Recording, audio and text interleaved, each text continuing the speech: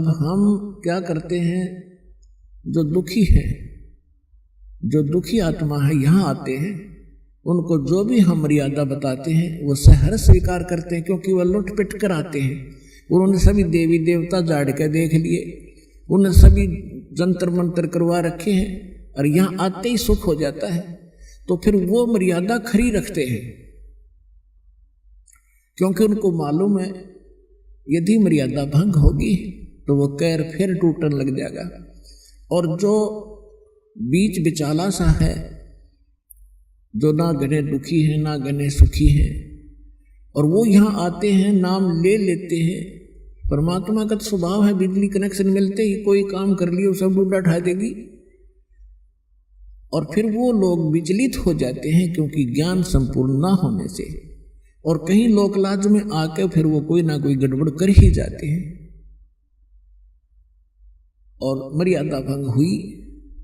देखो दो कारण होते हैं, कई भक्त ऐसे होते हैं बार बार मर्यादा भंग करते रहते हैं, कोई हानि भी नहीं होती उनको, और कुछ ऐसे होते हैं मर्यादा भंग कर दी तुरंत उसको हानि होगी या मृत्यु हो जाती है या कोई और कष्ट भारी आ जाता है।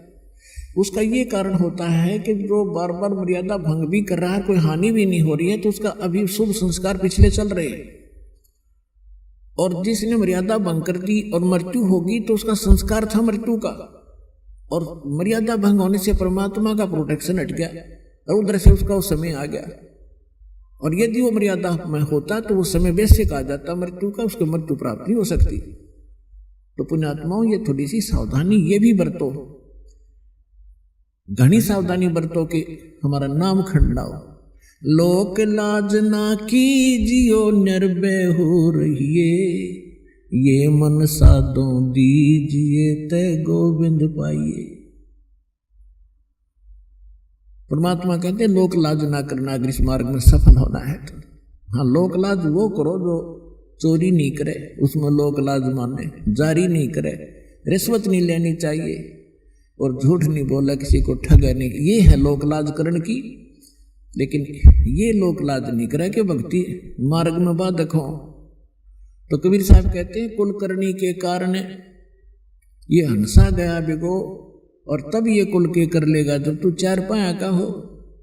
आज तो अपने कुल के लोगों की शर्म मान के मर्यादा भंग करके उनकी क्रियाओं को कर लेते हो, और फिर तुम चार पांव के पशु गधे कुत्ते सुअर बनकर गली में घूमोगे, तब वो तुम्हारा कुल तुम्हें क्या बचाव कर सकेगा।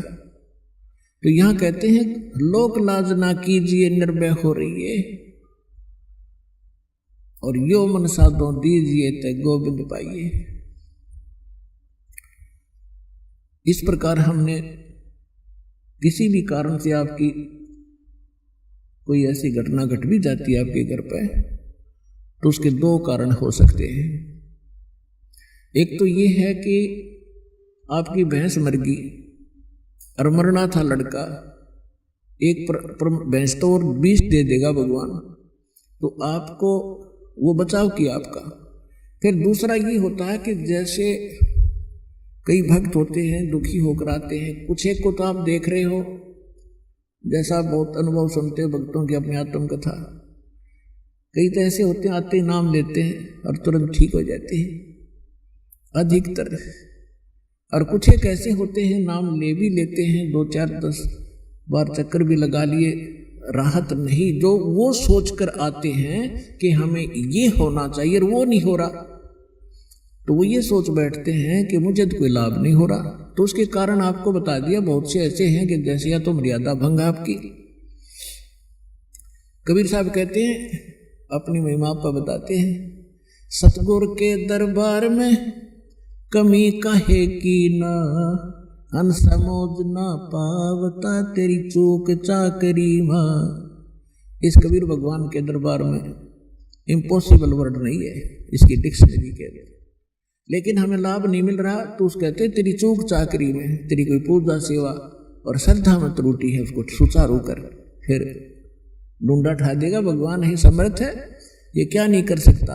एक झोपड़ी में रहने वाला एक जुलाहा, जो संसार उसको जुलाहा मानने थी, जाने थे। अब तक 10 पार खू हो गया, हमें पता लगा तो लाल थे, भगवान थे, और जिसके द्वार पर 18 लाख व्यक्ति आ गए, जिसके सुबह का आटा घर में ना हो और उसके घर पर 18 लाख मेहमान आ जाए, चिट्ठी बाई इनविटेशन, और सबको फिर 3 दिन तक वो मोहन भोजन खिला रहे हैं।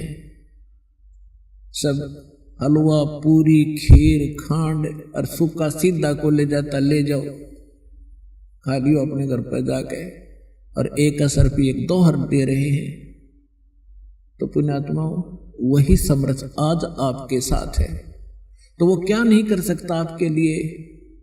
तो परमात्मा कहते हैं सतगुरु के दरबार में, यानी परमात्मा के दरबार में, अब सतगुरु जो होता है वो परमात्मा ही होता है, या फिर परमात्मा अपना विशेष कृपा पात्र ही भेजा करते हैं।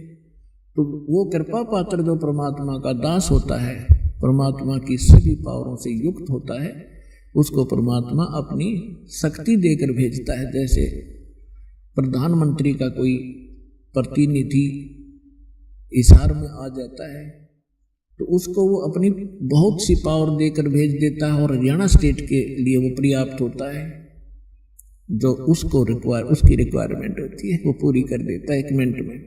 तो इसी प्रकार जैसे प्रसंग चल रहा है कि कुछ भक्त आप देखते हो आशीर्वाद लेते ही और सब दुख दूर हो जाते हैं, शारीरिक कष्ट, प्रथम तो शारीरिक कष्ट ही दुख मानते हैं, और फिर घर में सुविधाएं प्राप्त हो जाती हैं। अब दूसरे को ऐसा नहीं हो रहा है तो ये सोचना चाहिए कि जैसे डॉक्टर के पास सैकड़ों मरीज जाते हैं रोगी, और एक रोगी को तो 4 टैबलेट देता है और अगले दिन बताता है जी मैं स्वस्थ हो गया, और एक का इंजेक्शन भी लाता है, ग्लूकोज भी चढ़ा देता है, एडमिट भी करना पड़ जाता है, और फिर 1-2 महीने तक उसको टैबलेट दी जाती है।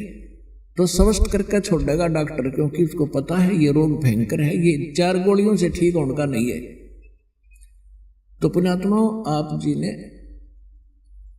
ये ध्यान रखना चाहिए। एक तो इसमें ज्ञान परमात्मा इसलिए आधार बनाया है क्योंकि जब परमेश्वर कबीर जी 600 वर्ष पहले आए थे, सन 1398 से सन 1518 तक जब परमात्मा यहां आए थे तो उन्होंने